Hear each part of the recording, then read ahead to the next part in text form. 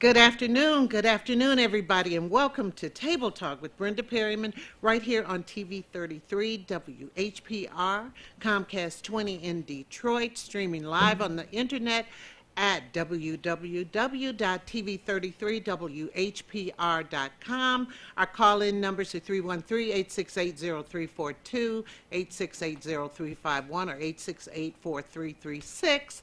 And I'm here with the gentleman today. Ken Coleman is not here today. He had a prior engagement, a very important one, and he will have a replacement, and his replacement will be here shortly, so I'll wait and I'll hold on to that. And I'd like my other co-hosts to introduce themselves.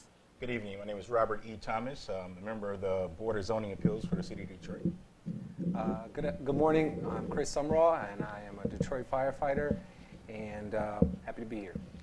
Okay, and is our tradition, Ken is here in a way because I have his book on this day in African American life in Detroit. And as a teacher, this interested me quite a bit. October 11th, 1869. After years of advocacy and protests on both sides of the issue, African American children are legally admitted to the Detroit Public Schools for the first time. This action follows a historic state Supreme Court ruling based on the newly ratified 14th Amendment, which states that all people should be treated equally under the law. One advocate for having African American children taught in Detroit City Public Schools is Fannie Richards, a private school educator and activist who will eventually become the school district's first black teacher in 1871.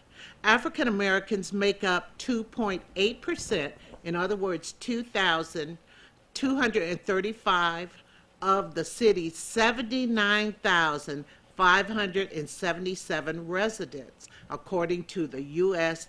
Census records. Wow, interesting. Very, very interesting. So, things sure did change. A little bit. Yeah, just a little bit now. Slightly. Wow. I guess this has been a week for the court system, so why don't we go into that a little bit? Robert, you want to start with that? Sure. I believe everyone know about the verdict and the reaction, especially with the sentencing of former mayor of Detroit, Kwame Kilpatrick. He just received 28 years in prison. Last week, believe I predicted it was going to be 10 to 20 years, but it looks like it was almost doubled. Well, what do you think of that? You know, I think it was a little over the top as far as the years, but he did do the crime. He knew about he knew all the dealings he was dealing with, and he received a sentence. It's not common amongst public officials to receive that many years, but that was the sentence that was given down to him. I saw Ken Coleman put on his Facebook page the other day about two prior mayors who went down. Mayor Cobo and somebody else. I can't remember the name, but was it Roman Gribbs? Yeah. I believe they received like 5 to 7 years, but 28 years is almost unheard of. There was another public official, I believe he was a commissioner of Ohio, recently receiving just the same amount, 28 years. Right. You know, I think that we all can agree that former Mayor Kwame Kilpatrick definitely deserved to suffer the penalty for his actions, and they have had a ripple effect that we're still feeling, we're still talking about today, and we'll continue to talk about, and there will still affect the city, the region, the state for some time. Yeah. Where I had an issue is I think that the judicial system allowed an opportunity for the conversation to change from a just sentence to a racial issue.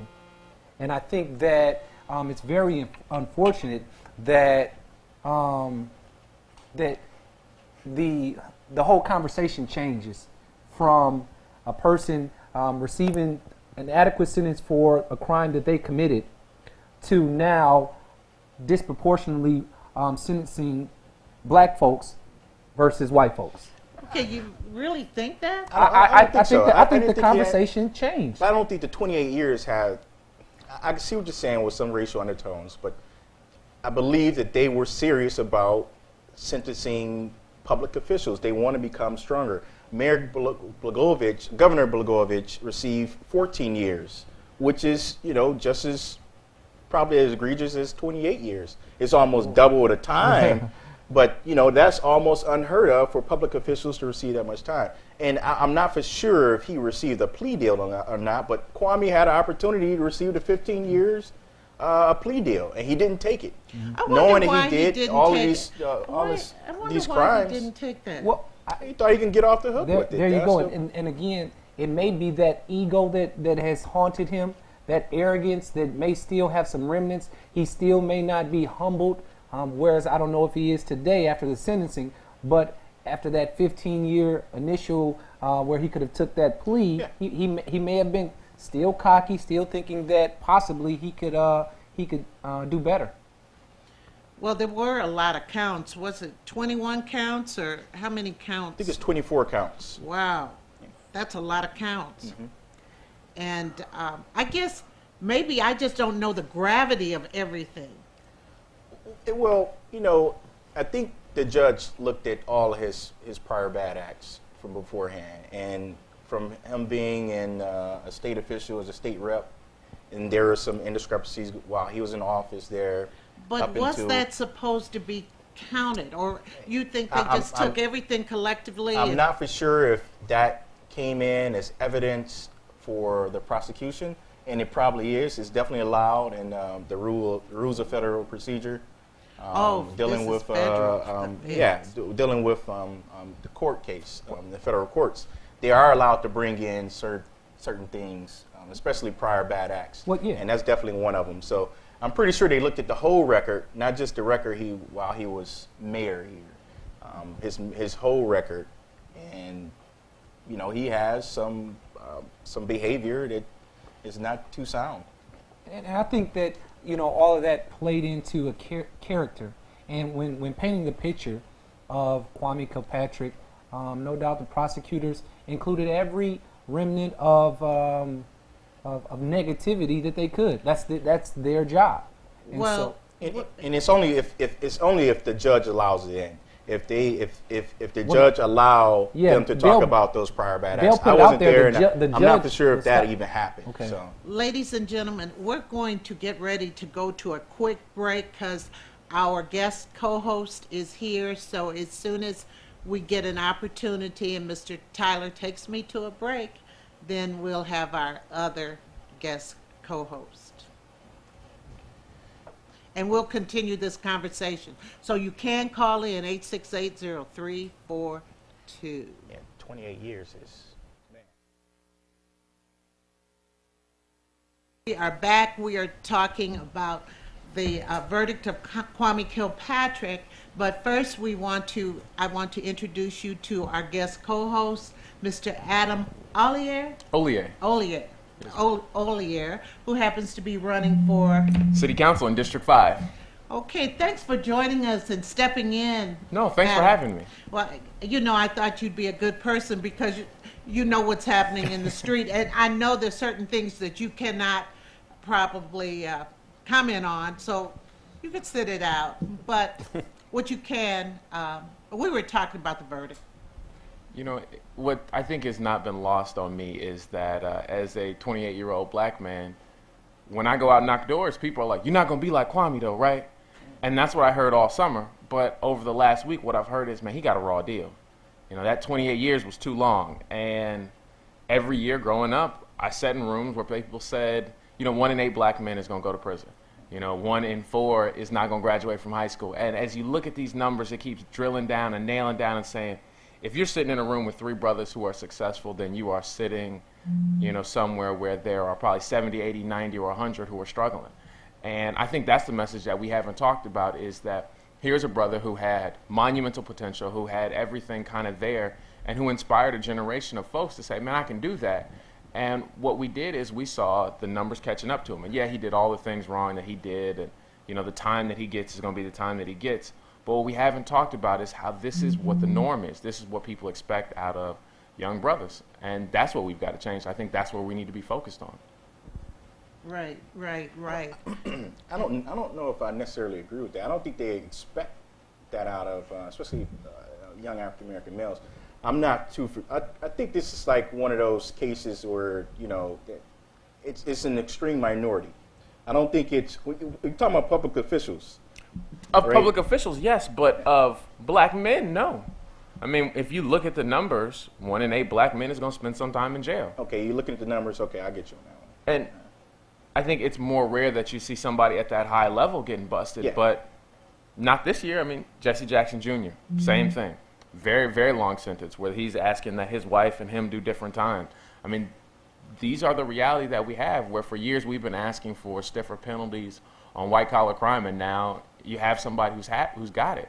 What I think we need to start talking about doing is how do we avoid all of these crimes? How do we avoid this cycle? How do we stop these things before they rise to the level where you're going to get 28 years and where we catch them where it's one little thing, that first little Well, problem. Do you think it's to send a message? Do you think it's about sending a message? What do you guys think? Well, it definitely Yeah, is about yeah, sending a I think so. message, and I believe Barbara McQuade sent it. Yeah. She pleaded for the 28 years, and Judge Nancy Edmonds, she went along and said, "Yeah, you're right, absolutely right. We need to have stiffer penalties for these type of egregious acts." And I think it was like a perfect storm, with the outcry for stiffer penalties, and then you have a figure like Kwame Kilpatrick, who is very controversial in our area, but someone who undoubtedly was had a negative effect and did some very heinous things, with regard to the city and the region. So I think that the perfect storm aligned in a negative way for him when it came to sentencing. Well, Barbara McQuade said this is a historic day in the city of Detroit. It's a powerful sentence, and it sends a powerful message. I think that the people of Detroit won't tolerate this abuse of the public trust. To go along with that, it was, like you said before, it was one of those "how dare you" moments, especially after Barbara McQuade asked him to fall for the plea deal was for 15 years, and he was like, "Nah, I'm not going to do that. I'd rather go to trial. I'd rather go to court for this and receive double the amount of time." But the arrogance right there. Well, I don't think that necessarily it is arrogance. He has a right to do that as well, and so he, I mean, it could be arrogance. Historically, looking at his track record, no doubt there's a lot of ego, a lot of arrogance there. But he does have that right to go through the. But through they that let process. you know that you're taking one heck of a chance there to for not going for the plea deal after you've done some egregious acts. Absolutely. I don't disagree there. Yeah, But wow. as Adam says, how do we change this? But there are more black officials doing right than wrong. That's what we have to let people know too. But when one person does something, it kind of, Involves how everyone else, people. Yeah. And a lot of it has to do with what we talk about. We've got a great platform here, and we talk about a wide range of things, not just negative. We talk about a lot of good things that happen. And I think that as a whole, in order for a perception to change amongst people, those individuals with outlets have to kind of give them other things to kind of talk about, even though it might not be as juicy. What I don't want to do is I don't want to bring a statement I saw on television the other day. I don't want to let the public know I even halfway glanced at Scandal. But there's a statement. It was a It's statement. my wife's that favorite show. Don't talk bad about it. It was a statement I think the father made. It was something to the effect that we have to try twice as hard to get half of what they got. That's how I was raised. I mean, that's how you were raised. That's Yeah. a fact. Yeah. I think that's a the fact. thing that we don't talk about as folks. And I think there's this idea that what happened was unjust, that Kwame Kilpatrick should have got a fair shot at justice, and whether or not he did or didn't is not the issue as much as it's an interesting perspective that black folks finally feel like we are entitled to a fair shot. I mean, that's not the world that my father grew up in. That's not the world I was raised to believe I was living in. I was raised to believe that if we were even, they were leaving. And if I wasn't working twice as hard, if I wasn't working 3 times as hard, it wasn't going to turn out that way. And I see that from my friends. You know, I see that in the neighborhoods. I see that, we see that. That's what our community sees every day. And the courts have continued to show that. I mean, the courts have shown that that is not where black folks are going to be lifted. That is not our opportunity to be set free. It is our opportunity to say we're going to be set free, to say we're going to do all those types of things. Absolutely, absolutely. Now, you grew up on the north end. I did. You know, What street? I grew up on Atkinson. You know, my parents still live there today. You know, I played Little League football right here in Highland Park. And when I talk to my folks, I mean, they're dealing with these issues. You know, I used to work over in the Osborne community where almost a third of folks live as returning citizens. So when you say, how do I get a job? They say, well, you know, I got a record. Or I was out knocking doors on Pennsylvania, and I'm talking to a whole group of young folks, brothers, you know, not too much younger than myself. And their number one employable skill was, you know, I don't have a record. Oh, wow. And that's, I mean, that's the discussion that we have to have as Absolutely. folks, is that Kwame Kilpatrick going to prison is, you know, it's rough. But there's an epidemic of black men going to jail, going to prison. You know, as we start talking about stop and frisk, as we start talking about all these other issues, there are issues that the three of us have to deal with. You know, when I turned 25, I was over at King Cole grocery store, and the butcher said to me, oh man, what are you celebrating? I said, I just turned 25. He said, congratulations. And I said, on what? He said, I'm turning 25. And I was thinking car insurance is going down. He was thinking, you're alive.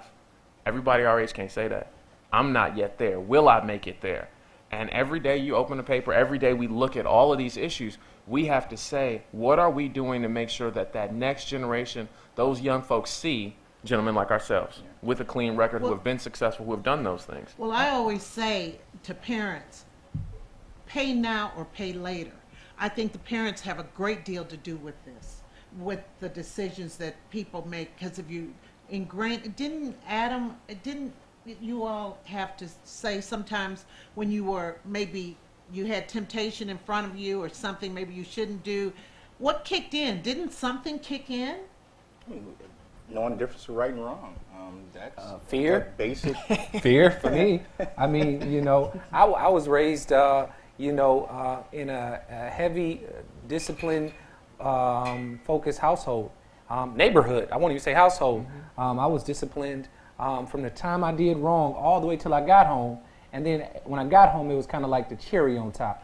And so, you know, I think that you have again, a situation where individuals get away, and because of the circumstances of the times we live in, maybe people don't speak up and say and chastise. I'm not saying from a disciplinary, but just even speak on the wrong. We've seen countless videos where someone is maybe getting mugged and people just walking right by. They don't even mention 2 words. Watching one this morning. You're absolutely right. And so now people become callous until there comes all this builds up, and there comes a point to where, guess what? Now you're going to jail. Now you're going to jail. Whereas maybe it could have been headed off with these little things before you even got there, because chances are you didn't become, you know, a murderer or someone who's robbing your first crime. You started with doing something smaller. So.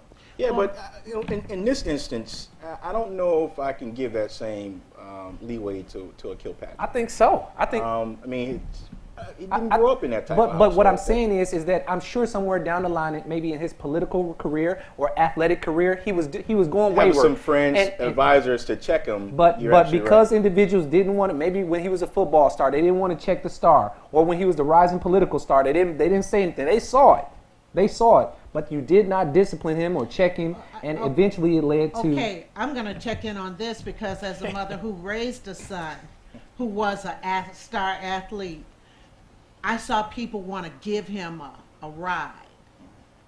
But he knew the person he had to fight was me. I mean, I didn't, he said, I just had to stay on top of him to let him know that there were no full rides here, not here at the house. And as a teacher, I saw so many times, so many parents enable their children by coming making excuses for their wrongdoing. Absolutely. And that influences the character of children. And it gives a mindset to that child at a young age. When I messed up in grade school, my mom didn't even talk to me. She went straight to the teacher.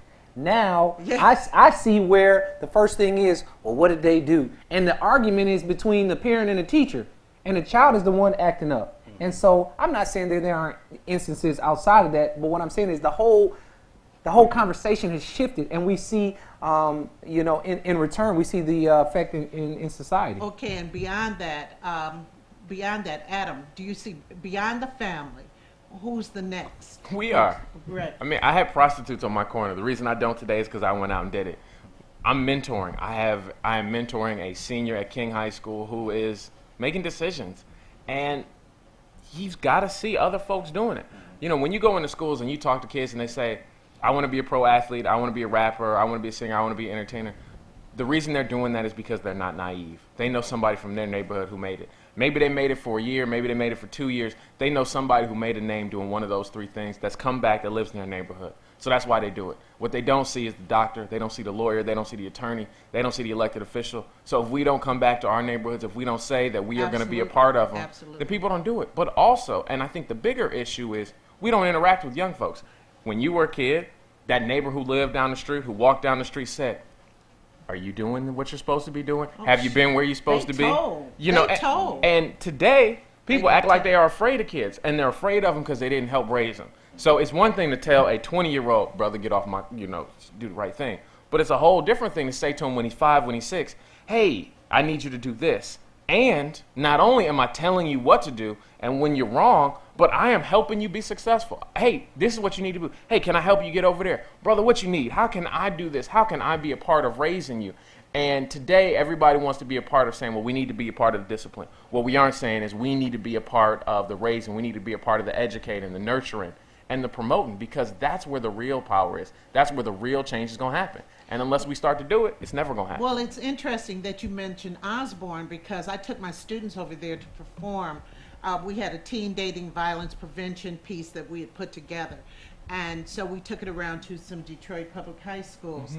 And we got over to King. We'd get there early in the morning. I mean, not King, Osborne. And we get there early in the morning, and we were on stage trying to get things set up. And there were kids, all the kids who came in late, they just threw them in the auditorium. It's between a class, so they stay in there. And the kids, they came up and we talked to them and everything, and they said, wow, what do you do on this stage? They didn't even understand the concept of what was happening on stage before, and they had never been exposed to even a play. In this play, and so they came, and this play taught the young people. I think young people could teach young people too. They could be mentors. That's why it's so good. I know all three of you do mentoring. I know it. And it's unfortunate, the lack of exposure. So when you say you can tell them, what can I do? Let me show you something.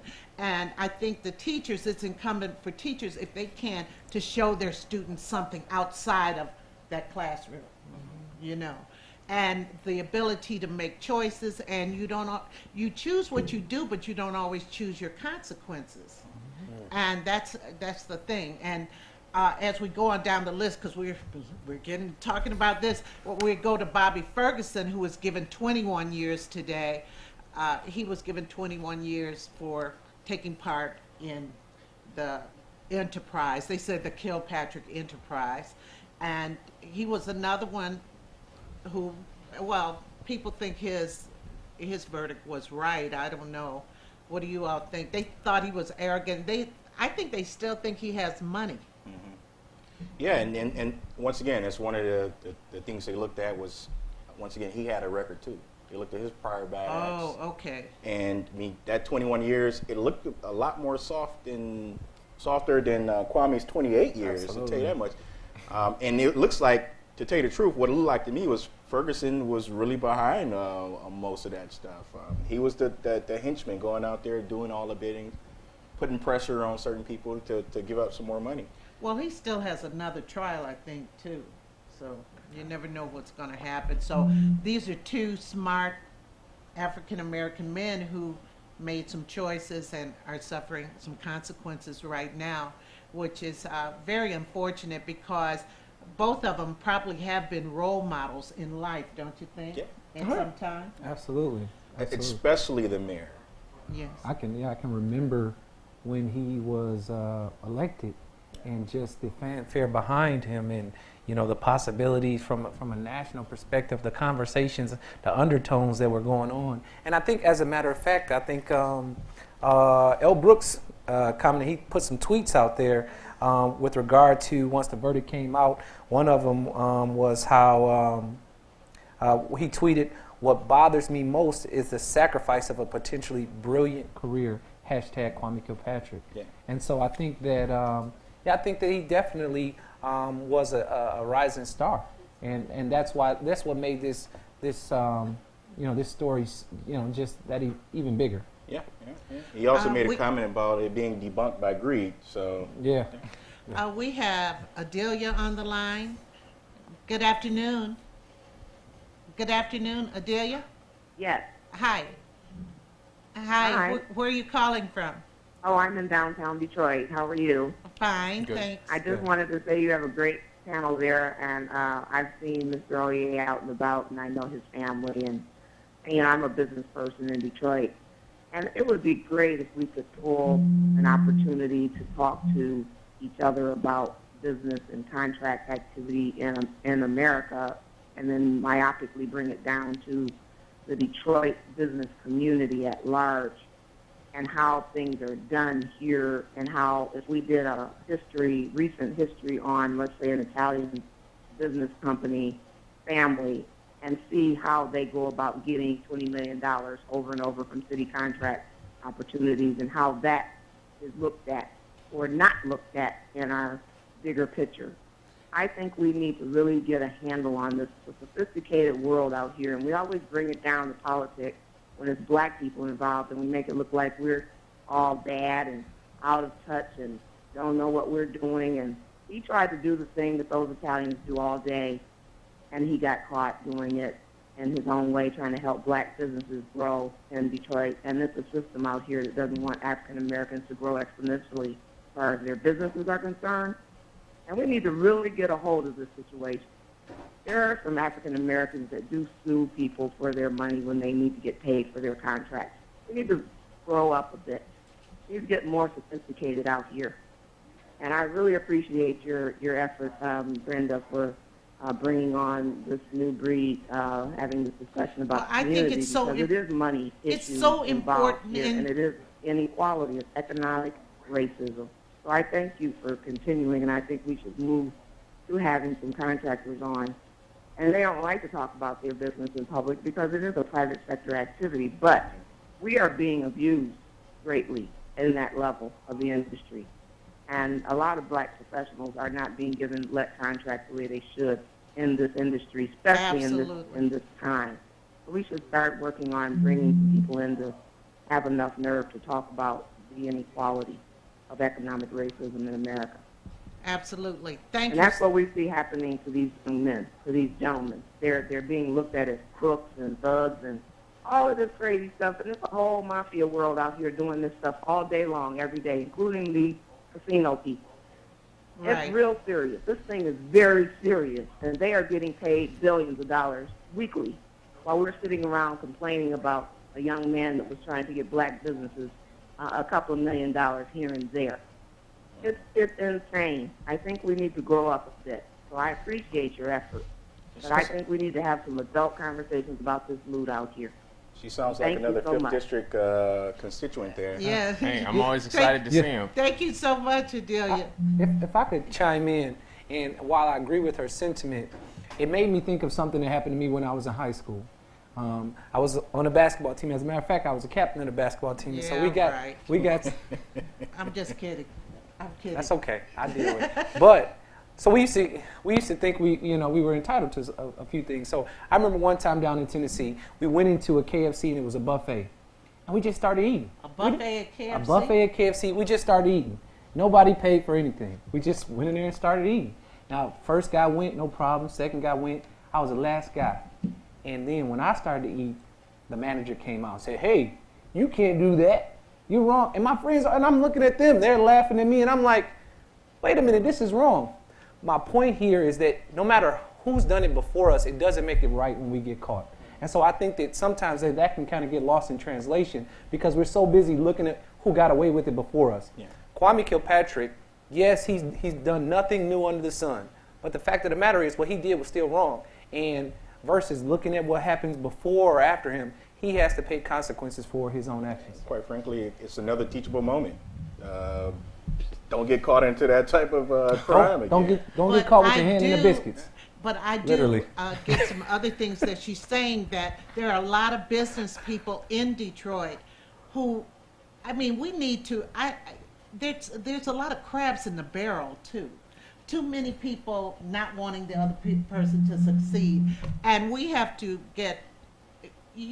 mentor, businesses have to mentor other businesses. We have to learn the right things to do because people are watching you. And like Adam said, like you all said, working twice as hard. Yeah. And I mean, I think we spend a lot of time talking about how we're going to get black folks jobs, how we're going to get city folks jobs. What we don't spend enough time talking about is how are we going to get city folks careers? How are we going to get them businesses? How are we going to Careers, get people businesses. to start their own business, to start their own thing, and to make Detroit back to being dreamers number one and saying, hey, if you got a dream, come do it. Come do it right here. Come make your dreams a reality in Detroit. That's what Detroit's got to be about. It's got to be saying, man, I want to do this thing. I want to start this business. I've always wanted to start a business. I'm going to do it right here. And as a city, what we've got to say is, whatever you need, we're going to make it happen. Just give us the list. We're going to start crossing them off. We're going to start crossing them off. We're going to get them done. And then that allows us to be qualified to take on some of these bigger jobs. Because what they do right now is they say, well, I got to meet my 10%, so I'm going to go hire these laborers, and I'm going to hire this guy over there, or And I'm people going to got do to that. realize that's what's happening. Yeah. Though. And people are used to. Yeah, what we've got to do is we've got to say, well, I'm going to start my own business. And not only are the city business going to go, not only are we going to say we're going to do city business with these folks, but I'm going to do my business with you. And I'm going to do my business in my neighborhood. I'm going to buy my grocery store around the corner. I'm going to get my shirts cleaned around the corner. The guy who's doing the lawn maintenance, he's going to live in my neighborhood. Yeah. That's what made our neighborhood strong. That's what made our city great. It And if really we don't get did. back to That's how- doing it, that- it's My not going to happen. dentist, as a little girl, I lived on Hogarth, a couple of houses off of Dexter. My dentist was right on Dexter. So we just walked around to the dentist. We had people, businesses right in the community. My And it dentist was is a on black John R. dentist. Uh-huh. A black dentist, Dr. Nash. I'll never forget. I turned that office out. But anyway, seriously, we have to get back to that. But in order to do some of that, we have to put some other things in place in this city, and that's crime. I mean, crime is a big issue. Don't you all think? Well, crime is employment. I mean, people who are committing crimes are not doing it because they're bad people. They're doing it because it makes sense Some for of them. them are bad Some people. of them are But the bad. majority of them aren't. I mean, I will never forget, I had a labor economics professor in college, and he drew up these cost curves with how much money I was going to make as a black man with an education. And my curve was more shallow than the white guys. And so we look at young brothers who say, I'm not going to get that return on the investment because either I'm not going to make it to college or I'm not going to get that college level job. And they say, well, I can make a good living doing this. And so they do it. And until we get them options, whether that be skilled trades, whether it be plumbing, electrical, I mean, you're looking at a whole generation of folks that have made entrepreneurship their job. It's just illegal. If we can transition them to legal enterprise, you have a whole generation that's going to be creating, that's going to be starting, that's going to be developing and building. And they got to see it. They got to see it Yeah. from other people in the community that's already started their own But businesses. some people, see, when you all came along, or you just came along, Coming along. Thanks a coming lot. along. I'm talking about in high school and everything, they exposed you all to a lot more as far as what's out there, careers and stuff like that, where you didn't have to necessarily go to college to have this career. You could do this, you could do vocation, all that stuff. They didn't do that to us. Oh, I don't know. Yeah. I mean, my dad went to Northwestern High School. He had wood shop, metal shop, print Well, shop. I I didn't know get any that- of that. Yeah. Where'd you go? I went to Renaissance. A lot of those programs they've taken out of schools. And if you were in school today, you wouldn't know how to use a tool. You wouldn't know how to balance a Oh, that- checkbook. You couldn't I'm gonna cook. say I I know. benefited from the programs, like you said. But I mean, that's what we got to put back in schools. I mean, Randolph Votech was world renowned. It was an incredible opportunity. I know. I can say that the drafting program at Northwestern High School, when I graduated, it led me into the engineering career I went into afterwards. But I had been over to I took my students to Renaissance too. We performed there. We were all over Detroit. There were other things that they offered as far as Renaissance was concerned. And you know, Renaissance is a school where you have to apply to get into. Testing. They were having at other schools, you could get that wood shop and stuff like that. Renaissance wasn't that kind of school, though, Adam. But that's the thing. Every school's got to have options for everything, and they did have it. I mean, I could go across the street to Randolph Vocational School. Right, I mean, right. some of those people had that. Northwestern had an incredible program. They had a planetarium. They had a film. I mean, that's what schools used to have, and those are the types of things that we've got to get back into schools. Well, I think part of the problem with the schools in Detroit, too, was the fact that they had people on school boards who didn't know anything about education, and they were buying into a lot of punk programs that they shouldn't have. I know I keep on saying that, but that's the absolute fact. But that's no different from right now with the corporate view of the past couple of years with Roy Roberts running DPS. Oh, I know. He thought, I mean, these are kids, not cars. You know, and while I don't disagree with the panel's stand, I think that there are options out there, and you got to find them. And I think that you have to be realistic. I think that you have a generation of individuals who are not realistic about enterprise and entrepreneurship, that there's going to be some hard work before you get to that pot of gold or whatever. And I think you have individuals who want it overnight. And so while they are entrepreneurs, they are not classic entrepreneurs in the sense of ready to put in the work. You know, you're right. If they flip the dynamic, because they're obviously willing to sacrifice time and effort, because you And know, life. and life, Yeah. and life. But there has to be a perspective given or accepted, because there are options out there right now. As a matter of fact, they plead, come on, we need people. You know, there are programs dying because there's not enough participation. But that's the question. Do you feel like you're going to get the payoff? I mean, yeah, the reason that you see folks trapping or doing all these drugs is because they know they're going to make X amount of dollars. No, and they're if not, they though. get bust, If and you- if they if get you- busted, but no, there's a certain amount of money They- they are they- going. I'm gonna tell you, and they're comfortable and with you that. guys know it. These drug dealers, when you add it up, these guys are not walking around with crazy amounts of money. They're getting by. no, but They're not living too high on the hog. But that's the point. They know what they're gonna pay for. Now, if they understand that if it's 5 years, it's 10 years, it's gonna be whatever, they are okay with the cost because they feel like it's benefit. You know, they feel like it's not going. You know, if they got to do 10 years, they're gonna do 10 years, and they're gonna have whatever thing, and they're gonna have whatever. What I'm but saying what is- we don't say is that if you go to college, if you put in this time, it's gonna mean law school. It's gonna mean med school. What they're saying is, I can't afford this. I can't afford that. That's not a real option for them. We've got to knock those barriers down so that the decision that they make is saying, this is on the table for me. Because I think they're making rational decisions. It's not the decision I would make because I feel like I have other options. And you've We been got to make them have exposed- options. You have been exposed too to other things. But you know, a lot of people knew when you're going into something, you don't start at that career at top dollar. Absolutely not. You know, I had to break this down to my nephew. He's, you know, he's involved with selling drugs or whatnot. So I had to try to talk him out of doing it. You know, I'm telling him what the starting salaries. You know, he likes he likes music. I'm like, why don't you go into music engineering? You know, he wants to sell drugs to get by, pay for his record time in the studio, and he can afford that at that time. But I'm like, dude, you're going to go to jail and you're going to spend more time in jail than you are out here. You're gonna And lose. you're going to lose a Yeah. lot of this stuff. It's like, oh man, you're right. The law So of averages. after a couple of months of selling, he was like, man, you know, this is not the life for me. I can't do it. I can't do it. He got stuck up a couple of times. You can lose your life for doing that, you know. And you know, he's finally coming into the realization that, okay, maybe I need to try out your route. I try it out this time, my way. Let me try it your way now. And that's what he's looking at doing. So yeah, you're absolutely right. Exposing those guys and talking Right, to them and Adam. engage them in that way. Yes, and Adam, I do agree with you. I'm not disagreeing, but I don't think that's the whole thing, what you're talking about, because some people just don't want to put forth the effort. They weren't raised with, well, you know, you got to work a little harder and this and that, you got to study a little more. Everybody wasn't raised like that, because sometimes they have parents, like you had a nice... But I think that's exactly the point. We're not going to fix everything with one solution. What we can do is say, what can we fix? And I think this is one thing we can fix.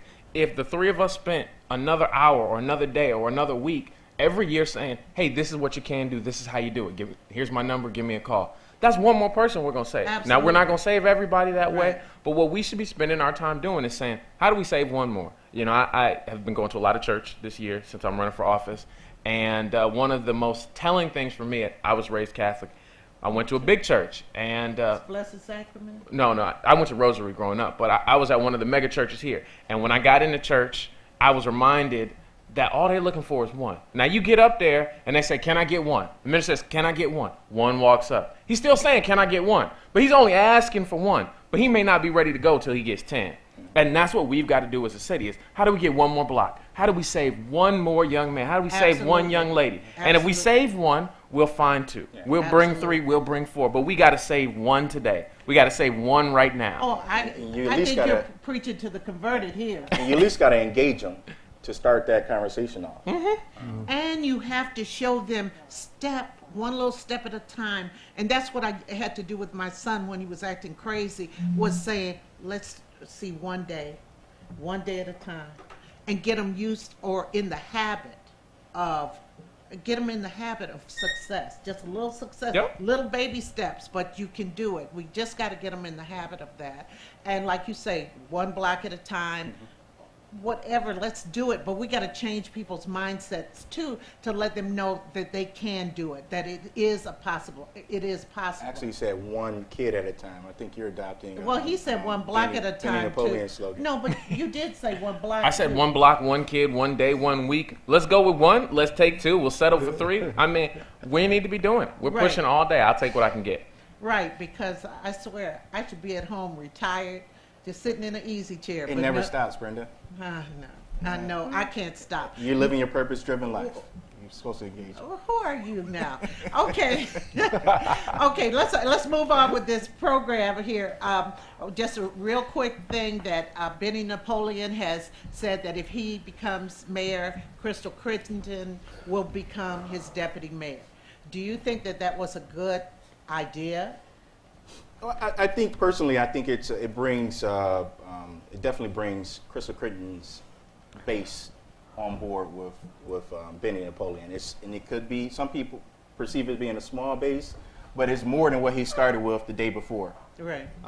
And I think it's good for his campaign. He has that base. He has a good constituency of the women's votes. Now that's being curtailed by the scandal ads that the Duggan ads that's playing on Scandal right now. But Oh, I missed those. But I will it's like say, 3 of them yesterday, you know, man. I think it doesn't help him. I like Crystal, but I think everybody who's voting for Crystal Crittenden was already voting for Benny Napoleon. Oh yeah. I mean, yeah, I don't think that they were like, I know. Duggan, Benny Napoleon. If you're voting for Crystal Crittenden, you were voting for Benny Napoleon, and you were voting for him the moment that she wasn't on the I'm ballot. show. So, I mean, Okay. maybe it'll get the voters, maybe it'll get her things. Now, what I think is valuable is if he said, this is a person who is important to my administration. I believe she brings these skills to bear, and I am committed to doing this work, and I think that she's an important part of that. Now, if that's what he's going to say, if that's how he feels about it, it's a great decision. It means that you have one more person that's down and ready to help. No, But if that's- it's just, I want her votes, you already have I it. think that's the way that's the way I probably spun it. But what he made is, his statement was the fact she brings like 20 years of city politics to his campaign. She's been in there for a while. She knows how the city works. She knows how the city attorneys works, as well as yourself. So, yeah. Like I said, But some people have talked about her inflexibility. But let's go on to the next piece, and that was Mr. Snyder, Oh, yes. Governor Snyder. So this week, Snyder was under oath with regard to the Nerd Fund. And it made me think of one of my favorite comedians, Kevin Hart, a skit he had. Oh, he's not funny. He had a skit. Well, he's funny. wow. He had a skit on there one time, and the guise of it was the way my bank account, or the way my checking account is set up, is I got a checkings and a savings. And I think this Snyder, his Nerd Fund is set up the same way because he doesn't know what's going into this Nerd Fund or Yeah, who's right. Who's coming from? Well, you know? listen, this is what his under oath. This is what he said. He said, I don't know, and I don't blame him. He probably does He has to not stay care. disengaged. No, he probably does not care to know. You know, as a kid, Of we always course. talked about plausible deniability. And I mean, that's what these things were designed to do. They were designed for people But it's to say, disingenuous at the same time, right? Well, he That's- doesn't have. That's the it's a- system that we live in. If we have problems with the system, we should fix the system. Can we get a yes? Is it disingenuous to to Well, that's cover the your reason why he- eyes that's when the you reason know why a he's- crime. That's the reason why he has it set up, though. Of course. So he doesn't have to look at the books. The He only- doesn't have to look at who it's coming from. The only person that discloses who donates to this is Stephen Colbert, and he does it out of jest. You know, when he opened his super PAC, he said, I don't have to disclose anything. But everybody who donates, I'm going to scroll them across. You know, I'm going to scroll them across, and I'm going to scroll them across, and I'm going to talk about it. And all we do is say, we want to see who's in it. We want transparency. We want yada, yada, yada. But if we want those things to happen, we should either not vote for people who have the funds, or we should just say, if you have one of these funds, we are going to demand you to display. We are going to demand you to do those types of things. And we haven't. As a city, we haven't said it. As a state, we haven't said it. And definitely as a nation, we haven't said that it's unacceptable to donate unlimited amounts of dollars to a political campaign or to an issue or to do all those other types of things. And until it's illegal, people are going to keep doing it because I'm going to tell you right now, as a candidate, you need enough money to push your message. Having run a nonprofit, working with nonprofits, if you're going to get the money to feed the homeless, to shelter the poor, you need the money, you need to do it. Whether it's an angel giving it to you or not, we've got to change the rules if we want people to play the game differently. Well, there's a lot of political pressure on him right now, and I believe he made a statement saying that he made, introduced the idea of closing that fund and bringing up another one to show all the names if they're going to Now that donate to that he's been fund. caught Well, of with the new fund, not Well, the new not fund, the of existing course, one now. yeah. But I think that versus what you were talking about, why this is pertinent is because there could be a conflict of interest there. Oh, yeah. You know, with this fund, the donors could be relevant as far as whether there's a conflict of interest with Orr and his. Oh, no. Yeah, Don't make no mistake. I agree wholeheartedly with you. But what I'm saying is people are going to play the game to the edge of the law. Yeah. I mean, if you're playing basketball and a foul is an elbow, you're not throwing the elbow but the thigh. I mean, you're going to throw the forearm. That's what we got to say. We've got to say if elbows are illegal, stop throwing them. And we've got to make them illegal. But what we have done is say, I don't think you should do that. And we don't think you should do it. But we haven't pushed the campaign finance reform laws. We haven't said these things are going to be illegal. We haven't pushed the envelope on it. And we're starting to do that with the Nerd Fund, which is why Have they're to. pulling back. They have to. Which They is why have we're to do pulling that. back. Which is And why they're pulling part of back. that nerd fund pays for Orr's Cost of lodging. living, It's yeah. not- Nobody really knows. That's they've the released They that released was it $4,200 a month paying for Orr's lodging at the Book Cadillac and his Cadillac. traveling expenses. And this is in addition But to that's what I mean. the That's what they- $275,000 that he's. Somebody can tell you It's what the good. books say all day, but Until if you they see- don't show you the books, Yeah, right. you don't right, know. You know, right. they ain't. That's the issue. I can tell you that we're doing this. I can say, hey, we're doing this. This is how we've done it.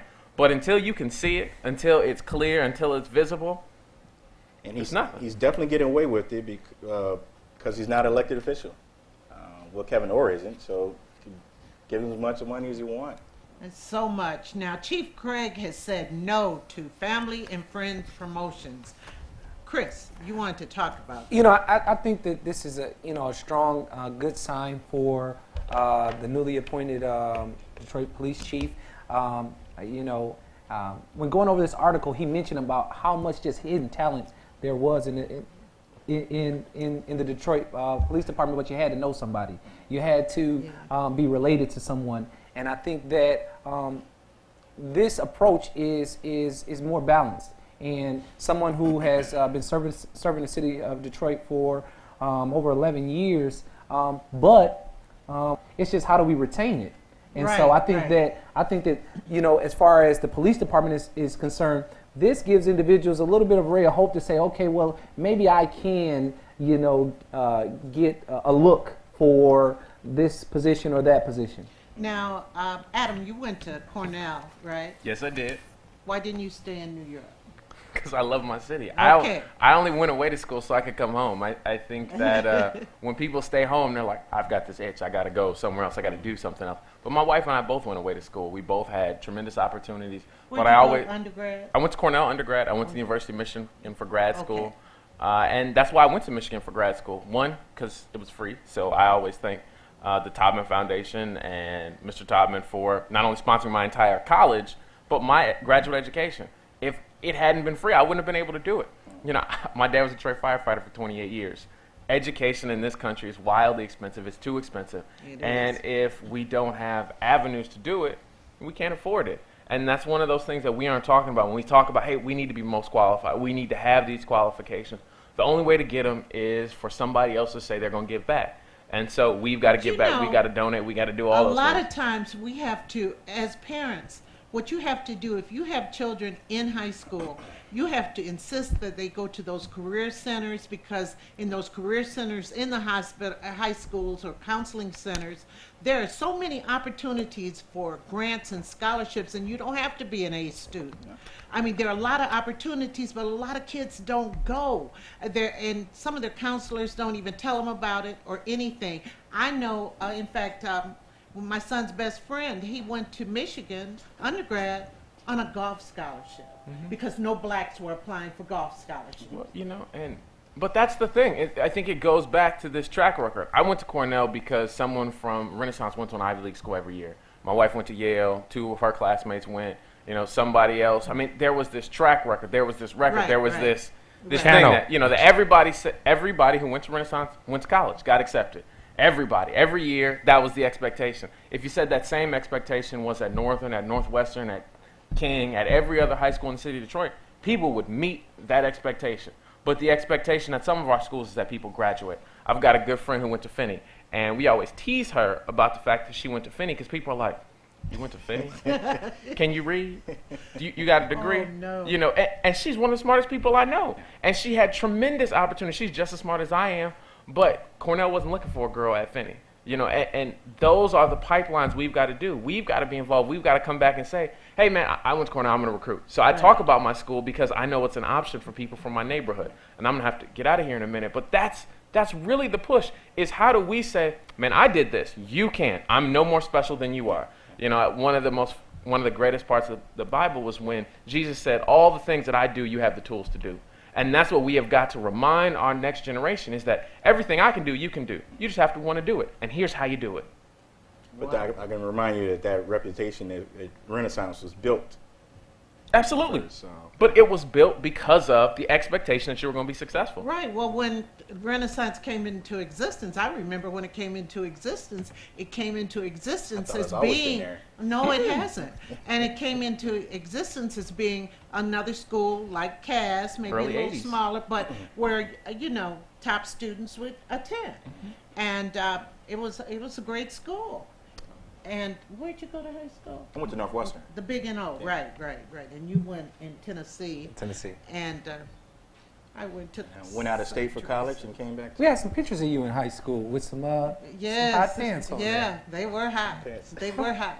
Okay, we have about 3 more minutes. There's so much that we're trying to talk about. I need to go down. One piece of national news that Chris brought up was Miriam Carey, the young lady who was in the car last week, who was killed by the police. I don't know which police killed her. They were the guards there, and again, we all understand the climate that we live in, the guise of terrorism and national security and things like that. And my gripe last week was not with the officers per se doing their job. Being that I've worked in public safety for over 10 years, I have seen individuals, working under your dad and other great officers. There's a fire scene, and individuals drive right through all these brightly colored fire trucks over the hoses, and they'll drive through the house on fire if you let them. And so what I'm saying was that as individuals with hearts, we're not policy, we're people. And when I looked at this picture of this young lady and read the accounts of her sisters and things like that, I saw a real person here. Then I just wasn't looking at, well, if you turn down the wrong street in D.C., you're gonna get popped. And so, And your thing was about the reaction. the reaction of people, because we live in this terror society, is, well, you shoot first, you ask questions last. And while that may be the practice, as people, we cannot afford to lose our sensitivity for human life, let alone for possible innocent people who just so happen to do or make a bad decision. Well, when I first heard about it, I didn't know who it was. And I like the president. And so I just thought of somebody trying to embark upon his home. That's where I was coming from, the terrorism point of view. And I didn't know who it was. So I'm going to stand my ground Zimmerman. and tell you right now that I'm a national security guy. country first. In that situation, I mean, they didn't know why she had that erratic behavior. We apologize that, that the incident happened, but, you saw the video. I understand that, but I also understand, and I'm not. My gripe is not with that. But we were having a panel discussion from the perspective, I thought, as people too, how we felt about it. And I think that as individuals, we cannot take the same position that the government has, because we still have to be flesh and blood. Everything cannot be fear. No, you're and absolutely right. And so when maybe because, like I said, because of me working in public safety, I have seen countless individuals, and I'll tell you this, if firefighters were given the right to shoot these people sometime, it'll be a lot more dead people too. So, But this is the White House in the U.S. Capitol. And what I'm saying is guess what? It's not a fire. Guess what? People make wrong turns. Yeah. People make wrong turns. And when you pull a gun out on someone with a baby in the car, they get scared. Like, no one knew they had a baby in the car, but with the No, way she was knew she driving- had her child in the car. And so she could have gotten scared. And so automatically, from the public's perspective, thing is, well, she shouldn't have turned down there. She deserved what she got. Nobody Come on, said what she deserved it. Now, Okay, I think everybody. that's you're Okay, going all overboard right. with that one. All right. We got to go to the mat. This has been wonderful. Adam, thank you so much. No, You're thanks for running having me. I'm running for City Council in District 5, and I'm also hosting a show Saturdays from noon to 1 right here on WHPR. Check me out. Absolutely. My district. Oh, wow. Hope I got your vote. Well, who knows? Everybody, join us next week again for Table Talk with Brenda Perryman. And, of course, join me on Friday mornings at 9 o'clock for the Brenda Perryman Show. Talk to me. Thanks a lot, folks. Have a good one. See ya.